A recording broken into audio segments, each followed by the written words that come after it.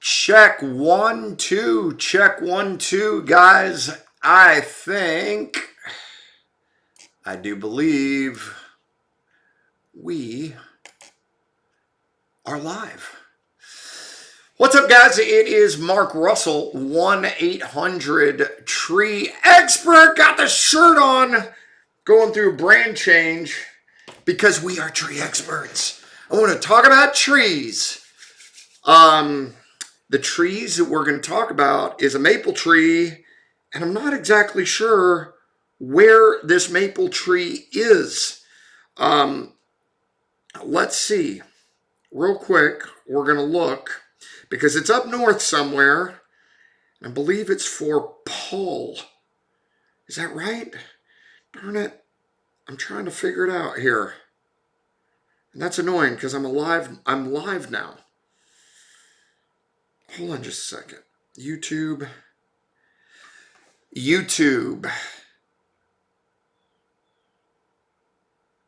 Let's see where.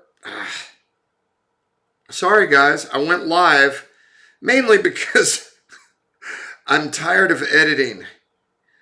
So now look at this, guys. I got this. This is kind of cool. Look, I got this thing. Whoa, whoa. And then all of a sudden I can go here. What?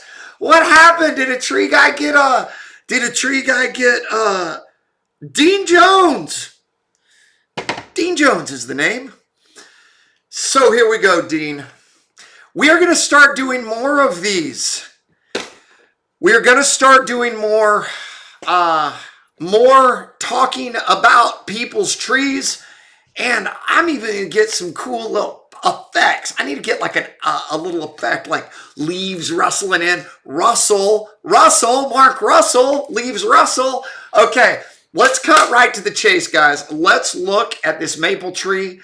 Client name is Dean up in, honestly, I have no idea where it is. It's up where it's cold, and we're from Atlanta. So we're going to go over some stuff real quick. Dean, thank you for sending this in. So I have looked at this tree twice.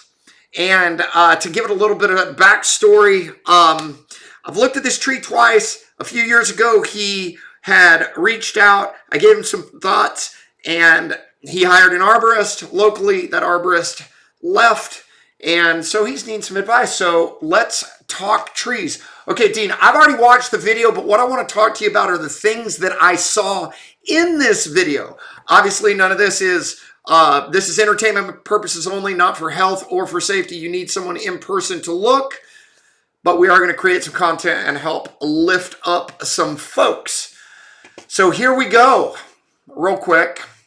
Let's see where we're at. And guys, if you do make a comment, honestly, I got to be honest with you, I'm not good enough with all this stuff yet that I can even see a comment live. So I won't be able to respond, but we're going to go through. Okay. And we're going to look at, sorry about that. We're going to look at all of his comments. Now, I am not going to play his actual audio, but I am going to real quick, I'm going to turn this bad boy up to like 10 speed, the way I'm feeling after I have a little bit of caffeine. Okay, so by the way, the story behind this is really kind of cool. He grew up at this house, left, and then went back. And Dean, in case you don't know, I used to have this Starship behind my house when I was younger, and I went to space in that Starship so many times, and of course, that was an oak tree behind my house in Oregon, and boy, that thing was the awesome. So I recognize the feeling of having a tree that you grew up with and your love for this tree. I definitely get it. So let's go through a few of these. First thing I'll say just real quick, and I think you and I talked about it, this, if you had your druthers, you don't really want right here, and I don't know if you guys can see it, but right here, a gravel road running across the root system isn't the best, albeit that thing's probably been there a long time. We're going to talk also about, let's see, excavation. air excavation. Actually, I think I already talked about that's all on my list. So let's just go. We'll keep on going here. Okay, so that's soil compaction, no doubt about it. There's another thing I don't like here, and that is all of this grass. That grass is too close, way too close. So we'll keep on going. And by the way, Dean, I do have to tell you, it was really cool. Guys, you'll see this at the end of the video. He and I talked turkey a while back, and he has done his studying. And you're going to see it here in just a minute. He's done his studying, his his research on how to take care of a tree. Okay, so here we go. Now, right off the rip, this is what I saw. I'm going to slow it back down. And real quick here. This is what I saw. Dean, when you were pointing this stuff out, instantly, an arborist who has these root flares and sees this banging, the cambium layer getting damaged, the outside layer getting damaged, that root breaking, like right there a second ago, like this, or not root breaking, I'm sorry, the bark coming across right here, okay? Obviously, dude, there's stuff happening subsurface on this tree that is going to be somewhat concerning. We'll get to that here in a minute. Like here you have this healing coming across because in essence what's happened is the lawnmower has beat the daylights out of this tree. They ran the stinking squishy squish lawnmower tires across it, or not so squishies, and they've damaged that tissue under the bark. And so now it separates it. It causes necrosis. It kills it, dude. It kills it. And then the problem is, well, like you were mentioning in the video, then you have this coated issue where this tree is going to have to start to try to compartmentalize and try to slow the roll on the decay. We've got that decay all around here as well. The thing that I would say most importantly is the buttress roots are what you want to watch out for. You don't want to have the buttress roots. Those are the ones, like, who cares if some decay is way out, right? Way out is not an issue. Buttress, issue. I can't tell you how much is there, but the excavation is not a bad idea. Okay, but the reason for the buttress roots is safety. Okay, so we're going to speed it up. We're going to move to the next thing. So ultimately, I agree with you. Okay, ultimately, I agree with you. Definitely, it is an issue of lawnmower. I'm going to slow it down here. By the way, beautiful cables. Guys, he loves the tree. And he's like, what can I do? You know, by the way, Dean, thank you for actually like listening and saying, hey, I'm going to invest in this tree. The other thing is, the only thing I see in summary are those roots that are concerning. Other than that, and there's one other hole we'll go over here in a second. Other than that, beautiful tree, dude. Beautiful. So he's pointing out, guys, he's got a cable that he installed. There's one right here, and I think another. It looks like a triangle. It looks like they set 3, which is awesome. Okay, so let's keep on going. Okay, so we have the same stuff. Ultimate for that is really root excavation and inspect. Maybe also gently wound tend. So what you can do, guys, carefully is crack some of that stuff away. You don't want, anytime there's an opening, what you don't want, hold on. I'm going to actually do this and hopefully I remember. What you don't want, when there is like a busted area, you need to kind of clean that area out so that the callus wood can come across and close. If there's stuff in the middle, it won't close and the tree will stay, it'll just be harder to heal. So it's called wound tending, and that's always a better idea. Okay, so here we go. So that's the idea there. That's what I'm going to say to you on that, is gently tend the wound, Dean, but don't rip the bark off that callus because you'll expose. You just need to just get the stuff out from where the callus is. Like you'll see certain places where the callus is like forming. I don't know if I'm going to catch one, but like you don't want stuff in the middle, right? You don't want stuff there. You want that callus wood to go across, okay, and have right there. That's great. This is the callus wood. You don't want stuff in this area that's going to prevent this thing from going across. And that's it. That's really all you can do. Okay, that's all you can do, apart from you can do a root excavation to make sure and measure your buttress roots, and then also that's going to aerate. Okay. I say measure your actually, root excavation isn't super helpful. You can do some amount of digging and just verifying. You just want to verify those buttress roots that you don't have any weak, rotten spots. That's the big issue. Okay, let's keep on going. Here we go. Oh, here, this is a good time. We're at 6 minutes and 25 seconds. Oh, and this is where you were talking about the lawnmower versus walking around to where there's no lawnmower, which I 100% agree with. That is lawnmower damage all day long in a bag of chips. This is a little weeping. Not sure if this is very common. Not sure if it's bacterial wet wood.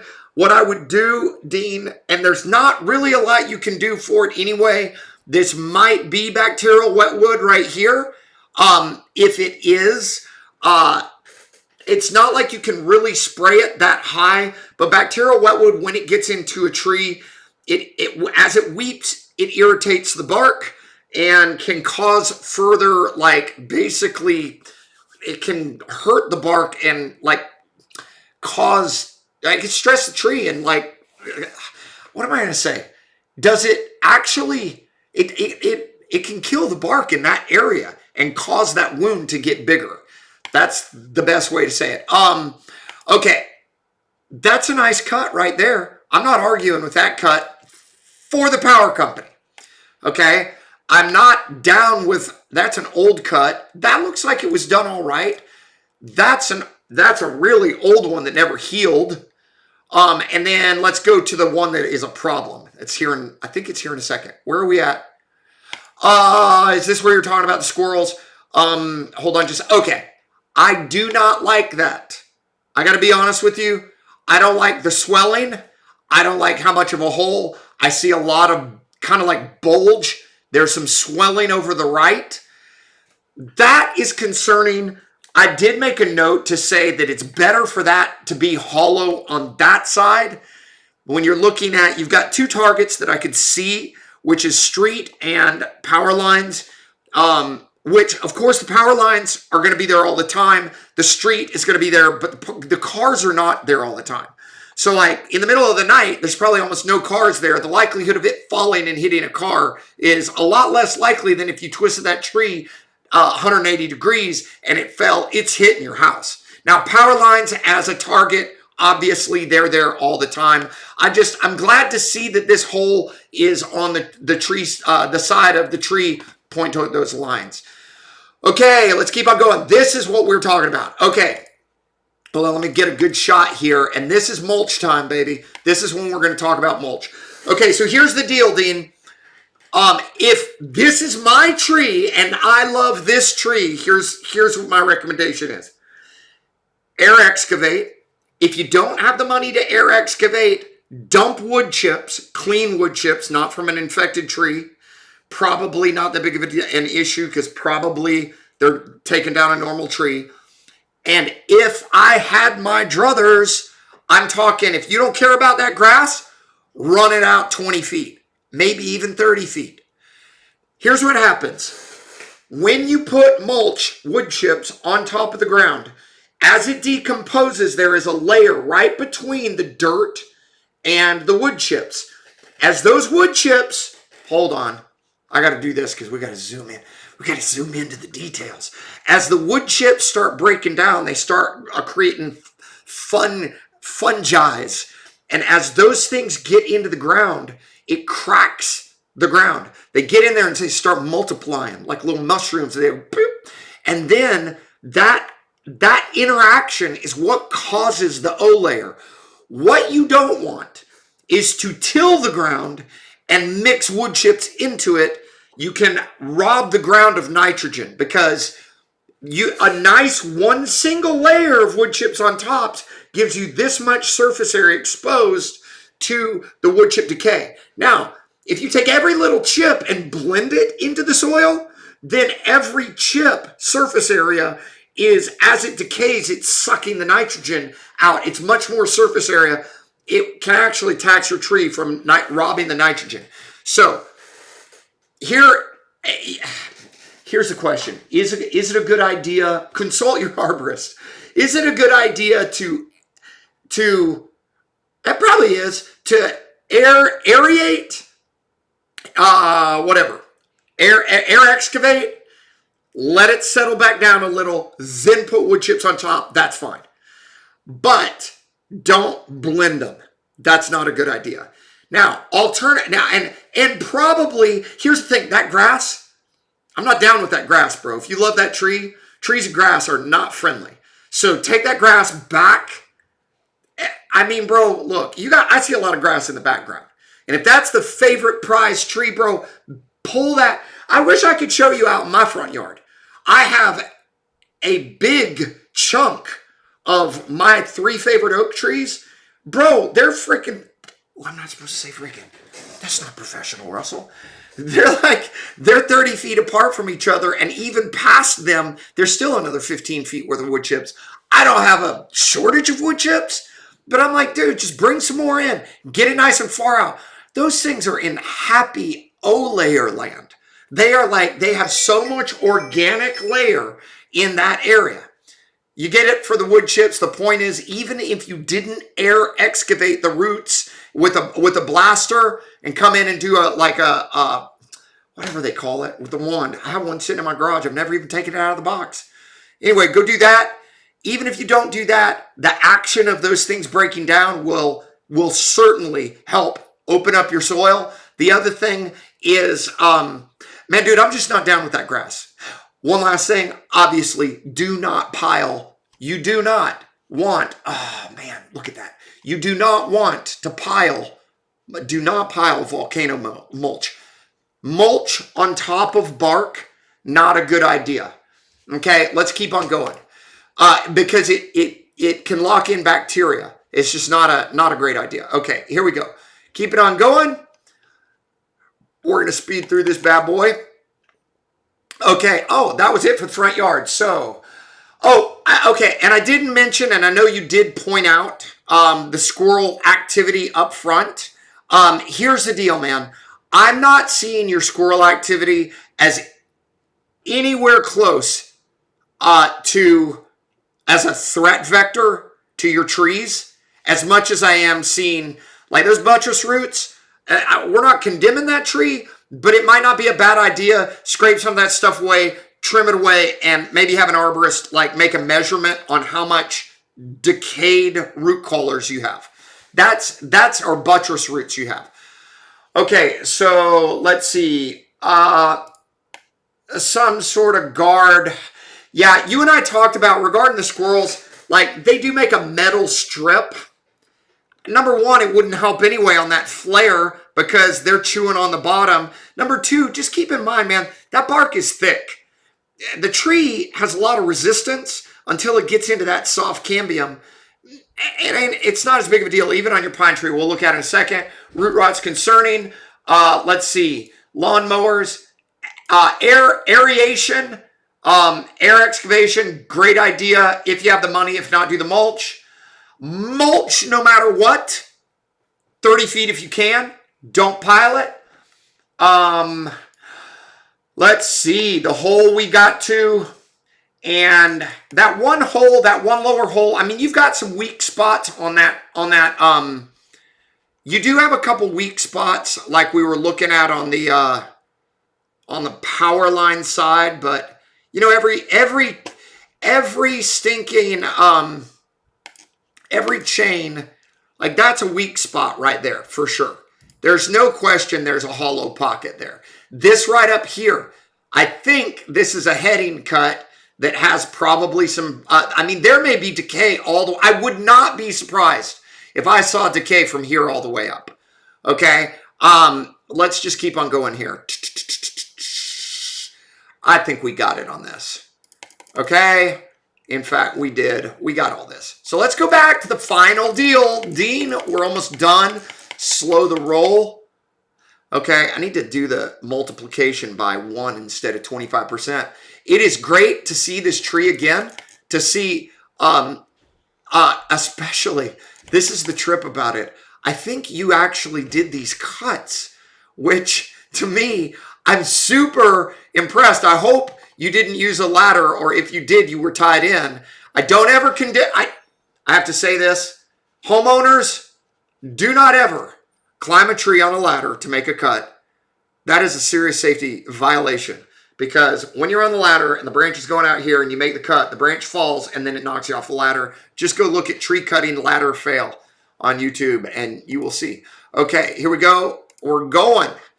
Okay, so you zoom in on the squirrel activity, which I think that might be right. I wonder if it's a woodpecker right there. Boy, that feels like a woodpecker a little bit, honestly. That little hole and that little hole, that may not be a squirrel, man. Maybe it's a squirrel. But it may be woodpeckers. Okay, so anyway, listen, man, these things, this tree looks healthy. This thing has, as far as ambrosia beetles, it's not, treatment is not, I'm more of a structural arborist. Everything looks good on this tree, man. Everything looks, there's not anything like just sticking out except for, da-da-da! That's a good looking cut. That actually is impressive. I'm wondering if you did that cut, because look at the nice transition. Okay, good transition left. Oh, now I see this one.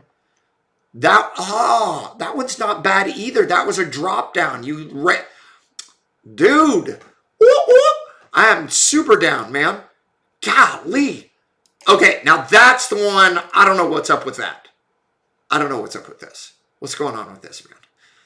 That is not Arborist approved cut. Let's hope you didn't do that one. We'll let that one slide. Okay, guys, that's it.